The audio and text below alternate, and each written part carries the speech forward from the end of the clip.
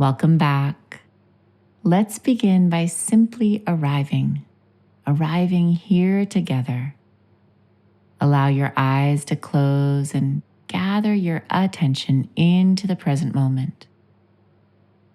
Feel your breath, feel your body, and just take a moment to let go of any obvious tension, softening 5% more, arriving here in the body, infusing your attention with kindness and curiosity, and then inviting in your intention. Listen deeply for why you're here. What is most important? In what direction do you want to set the compass of your heart? Taking a few deeper breaths in and out. And as you're ready, letting some light back in through the eyes. Stretch your arms above your head. Good. Welcome back. Today we will focus on how to integrate mindfulness into our daily life. Mindfulness is not about meditating every day and then rushing back into these crazy busy lives. The key is to bring this seamless continuity of presence with you into each moment. Even as our meditation practice ends, the mindfulness continues. Mindfulness is a way of living, a way of being. We can practice it in every moment of our lives, from making love to eating to working to parenting. The moment-to-moment availability of mindfulness is one of its greatest strengths, elevating it above the long list of stress management techniques. Mindfulness brings oxygen to our most intimate moments and to the most ordinary ones, breathing greater joy and vitality into our life. We begin to treat each moment as if it really matters, instead of as if we're on our way to something else. Mindfulness helps us see the sacred in everything, transforming the mundane into magic. We stop waiting for life to begin and realize that this is it. Life is right now. So one of the most important ways of bringing mindfulness into your daily life is by simply slowing down. This doesn't mean you necessarily have to go slow. It means that we move through life with less urgency, less pressure, and less fear. This gives us more moments of choice where we can live aligned with our truest values. Consider the famous Good Samaritan study from Princeton University. Psychologists John Darley and Dan Bateson gave an assignment to a group of seminary students studying to become ordained ministers. They were to prepare and deliver a sermon on what it meant to be a good Samaritan. When the students arrived to give their sermon, half were told something like, "Oh no, you're late and you're supposed to give the sermon cross campus. You better hurry." These students urgently ran off, worried they would miss their first sermon. As they hurried cross campus, they encountered a person who had been mugged and needed help. In reality, this was an actor pretending. Sadly, and ironically, the vast majority of these students ran past him in their haste to give their sermon about what it meant to be a good person. Now here's the flip side. When the other half of students arrived at the university, they were gently told to head cross campus to give their sermon. These students set out without the urgency and anxiety of their peers. When the same actor asked for help, more of these students stopped and offered help. The moral: when we feel rushed and overwhelmed, it hinders our capacity to be intellectually and emotionally available. We miss the present moment and live out of alignment with what we truly value. By moving more slowly and mindfully, we're able to access all of our resources and engage with the full power available to us. The number of ways mindfulness can be applied in daily life is infinite. Whatever we do, wherever we are, Intention, attention, and attitude enrich our experience, liberate us to grow and change, and allow us to move through the world with greater ease. It's not magic, it's practice. We can practice bringing our intention, our attention, and our attitude into each moment of life.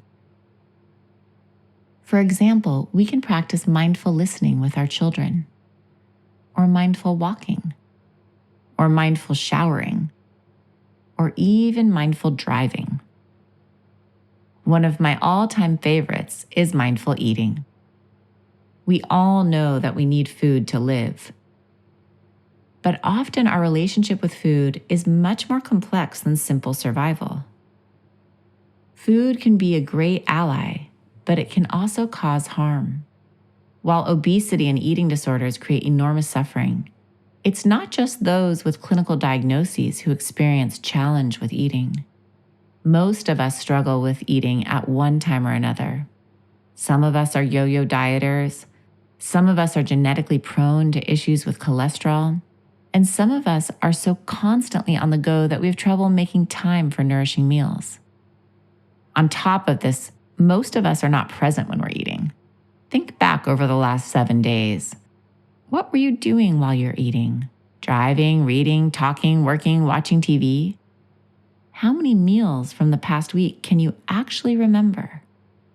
Most of the time we eat on automatic pilot. Mindfulness helps us counter our unconsciousness and reactivity around food. It involves bringing our full presence to the moment-to-moment experience of eating. As we eat mindfully, we're able to listen to the messages of our body, recognizing what foods our body wants, as well as appreciating when we feel hungry and when we become full. Mindfulness also helps us receive the joy and pleasure of eating, encouraging us to savor the touch, smell, texture, taste of our food.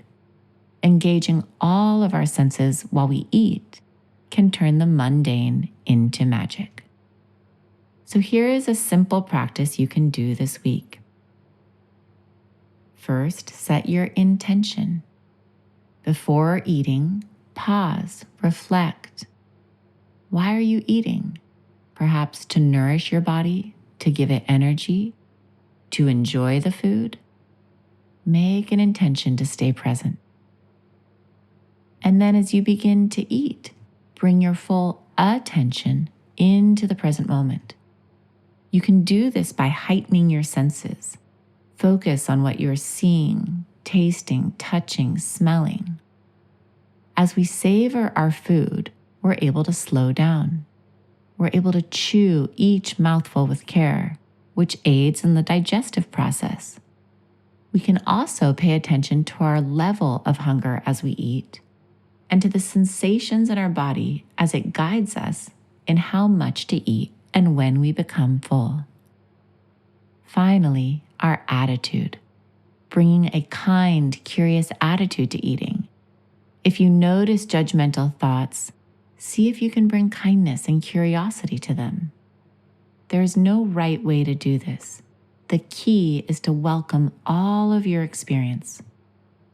Notice if this attitude of kindness and curiosity helps you become aware of something novel, something unique about the food you're eating.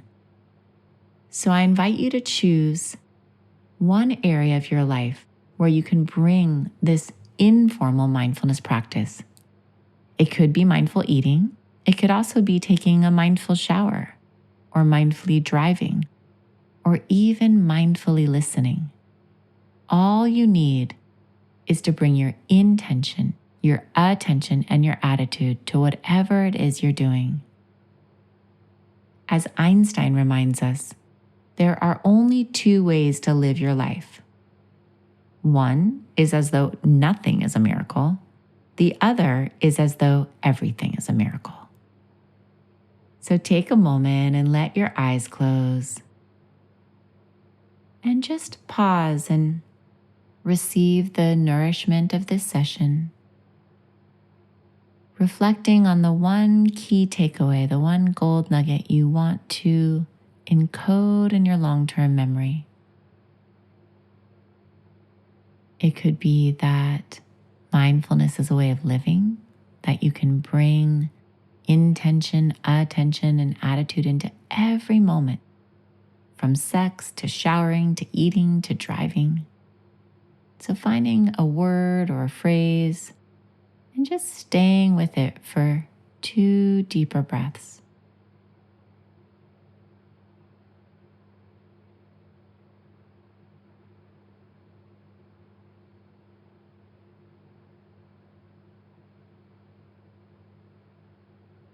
Recognizing that everything we've learned in this journey together, everything is about bringing mindfulness into our daily lives. And taking a moment to thank yourself for this time,